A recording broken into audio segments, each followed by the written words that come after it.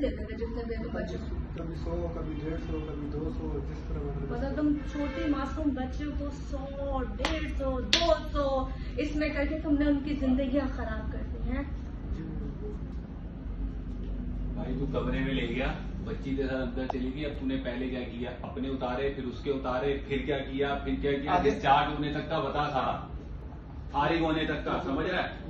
पूरी कहानी मतलब मर्द बैठे हुए, मर्द यहाँ पे हमारे बॉसेस बैठे हुए, लोग बैठे हुए, मैं तुम्हारे बारे में जो सुन चुकी हूँ क्योंकि तुम डिस्चार्ज जिस तरीके से होते हो, मैं ऊपर से क्या बयान करूँ यहाँ पर कि तुमने तो कोई चीज छोड़ी नहीं है। मैंने तो यहाँ पे सुना है कि तुम अपने, क्या मैं बोलूँ, अपने शुशु तक बच्ची के मुंह पे करते थे, डिस्चार्ज तक तुम उसके मुंह पे हो जाते थे। डिस्चार्ज बच्ची के मुंह में होते थे।